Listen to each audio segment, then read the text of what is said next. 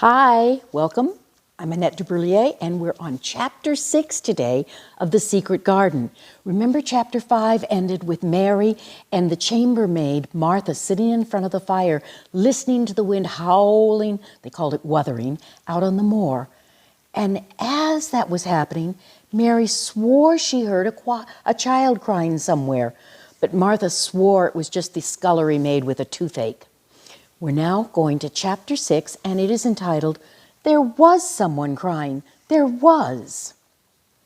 The next day, the rain poured down in torrents again, and when Mary looked out of her window, the moor was almost hidden by gray mist and cloud. There could be no going out today. "What do you do in your cottage when it rains on like this?" asked Martha. "Try to keep from underneath each other's feet," Martha answered. There doesn't seem to be a lot of us then. Mother's a good-tempered woman, but she does get fair mothered. The biggest one goes out to the cowshed and plays there. Dickon, he don't mind the wet. He just goes out the same as if the sun was shining. He says he sees things on a rainy day. It doesn't show him when it's fair weather.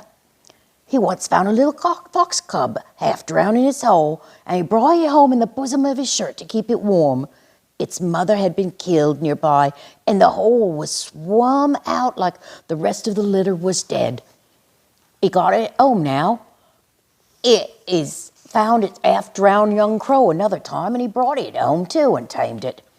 It's named Soot because it's so black, and it hops and flies about with him everywhere. The time had come for Mary when Mary had forgotten to resend Martha's familiar talk. The time had come when Mary had forgotten to resent Martha's familiar talk. She had even begun to find it interesting and to be sorry when she stopped or went away. The stories she had been told by her ayah when she lived in India had been quite unlike those Martha had to tell about the moorland cottage which held 14 people who lived in 4 little rooms and never quite had enough to eat. The children seemed to tumble about and amuse themselves like a litter of rough, good-natured collie puppies. Mary was most attracted by the mother and Dickon. When Martha told stories of what Mother said or did, they always sounded comfortable. "If I had a raven or a fox cub, I could play with it," said Mary, "but I have nothing." Martha looked perplexed. "Can that knit?" asked Mary. "No," answered Mary. "Can they sew?" "No." "Can they read?" "Yes." Then why don't I read something and learn a bit of spelling? That's long enough to be learning by book a good bit now." "I haven't any books," said Mary. "Those I had were left in India." "That's a pity," said Martha. "If Mrs. Medlock let thee go into the library, there's thousands of books there." Mary did not ask where the library was because she was suddenly inspired by a new idea. She made up her mind to go and find it herself. She was not troubled about Mrs. Medlock. Mrs. Medlock seemed always to be in her comfortable housekeeper's sitting room downstairs. In this queer place, one scarcely ever saw anyone. In fact, there was no one to see but the servants. And when their master was away, they lived a luxurious life below downstairs. There was a huge kitchen hung with shining brass and pewter, and a large servants' hall where there were 4 or 5 abundant meals eaten every day, and where a great deal of lively romping went on when Mrs. Medlock was out of the way. Mary's meals were served regularly, and Martha waited on her, but no one troubled themselves about her in the least. Mrs. Medlock came and looked at her every day or 2, but no one inquired what she did or told her what to do. She supposed that perhaps this was the English way of treating children. In India, she had always been attended by her ayah, who had followed her about and waited on her hand and foot. She had often been tired of her company. Now she was followed by nobody, and was learning to dress herself because Martha looked as though she had thought she was silly and stupid when she had wanted to have things handed to her and put on. "That hasn't a good sense," she said once, when Mary had stood waiting for her to put her gloves on. "Our Susan Ann is twice as sharp as thee, and she's only 4 years old. Sometimes that looks fair soft in the head." Mary had worn her contrary scowl for an hour after that, but it made her think quite entirely different about several things. She stood at the window for about 10 minutes this morning after Martha had swept up the hearth for the last time and gone downstairs. She was thinking over the new idea which had come to her when she had heard of the library.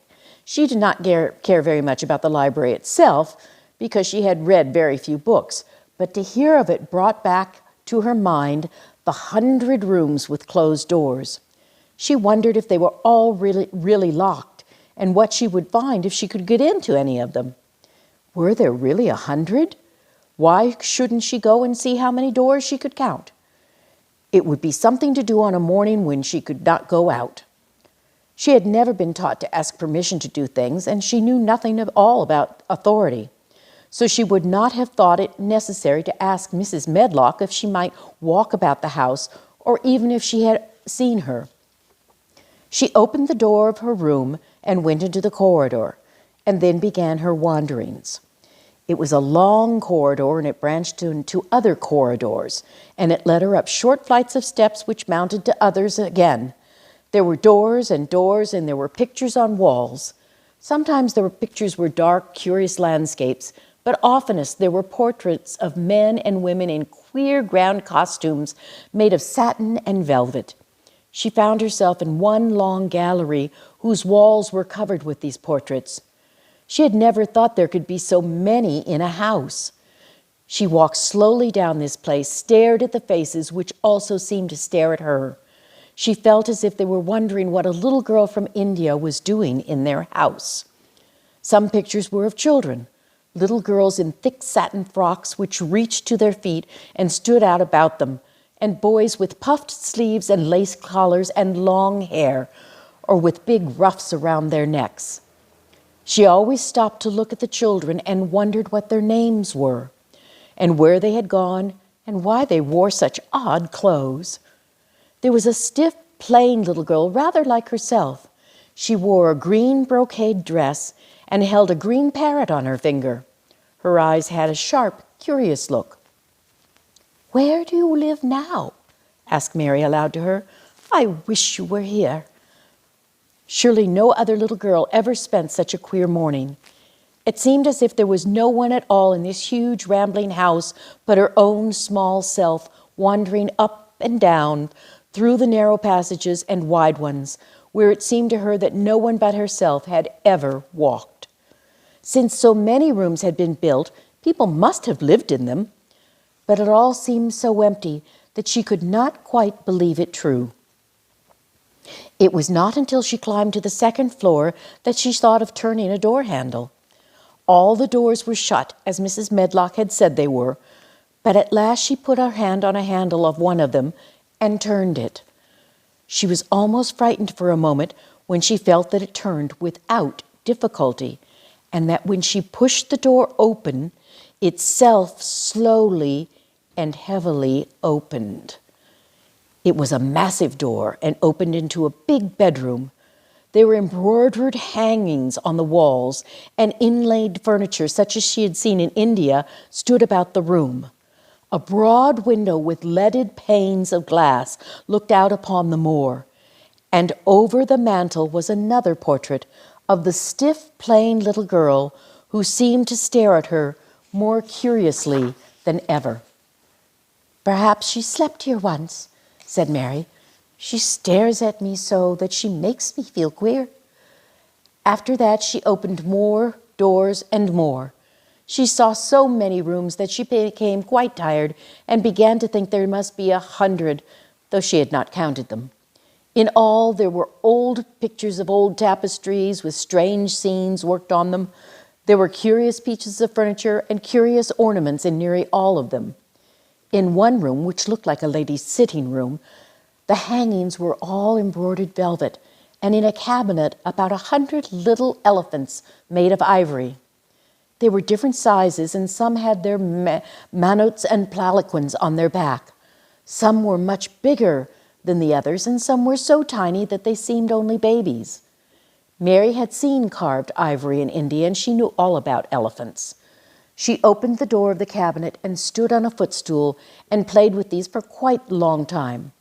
When she got tired, she set the elephants in order, shut the door of the cabinet.